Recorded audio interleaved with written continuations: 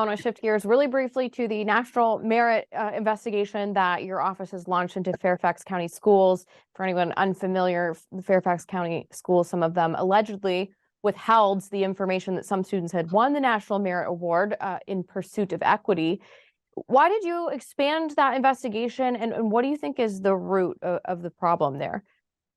Well, we know that the superintendent of Fairfax Public Schools, Michelle Reed, hired an equity consultant. They paid this person $455,000 for about 9 months of work. One of the recommendations to the school district was equal outcomes for every student without exception. That's the equity consultant's words, not mine. And this consultant also said to get to those equal outcomes, it may mean that you had to treat some students unequally. Well, we have an anti-discrimination statute in Virginia, the Virginia Human Rights Act, and this first came to my attention under Thomas Jefferson High School. It's a magnet school. You have to actually apply to attend. It's a public high school. It's very, very hard to get into, and we showed what we became aware is they changed their admissions policy. They changed it to an equity-based admissions policy, and we saw in just a single year a 20-point decrease in Asian American enrollment at Thomas Jefferson High School. And I had a lot of families that were coming to me saying, my children are being discriminated against. They can't get into Thomas Jefferson High School because they're Korean American or they're Indian American. And that violates everything we should believe as Americans. And particularly so many of them are immigrant families. And I'm a child of an immigrant. I know that education is a doorway to the American dream. So the first branch of the investigation, believe it or not, was into the admissions policy into Thomas Jefferson High School.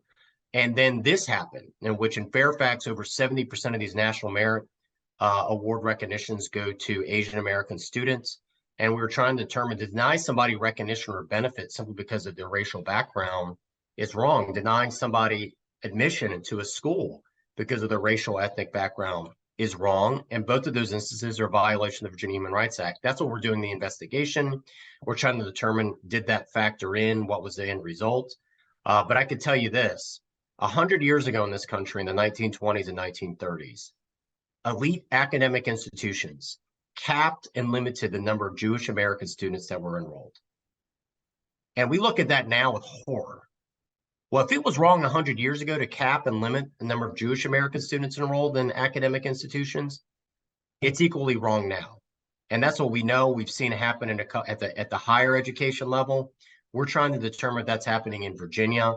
But either day, the very best of Dr. King's dream is that we judge people by the content of their character, not the color of their skin. No American child should be denied their dream because of who they are. And I will tell you this, I've heard some left-wing commentators say, well, this didn't really hurt anybody, didn't factor in anybody. As someone who worked all 4 years in college, I could tell you this, how you're going to pay for college matters as much as which college you get into. And I know of at least one school in Virginia that will give a full ride, full tuition to a student that is a National Merit Award recognition recipient. We calculate that's worth between $90,000 to $100,000 of a benefit available to a student that they did not know was available to them because they were never notified. That's wrong. And as a parent, I could tell you, I cannot imagine the agony it is to know that your child worked so hard and they never were properly recognized. So it is a big deal for young students trying to figure out how they're going to pay for college. It's a big deal for somebody who was raised in a family where English has not been the primary language and their dream is to attend Thomas Jefferson High School, and they're being told, no, you can't attend just because you're Indian or you're from Vietnam originally. That's wrong. That's against who we are as a people. And every American should recoil at that, and that's what we're investigating. If they're discriminating based on your racial or ethnic background, that's why we have the Virginia Human Rights Act, and we're going to hold you accountable.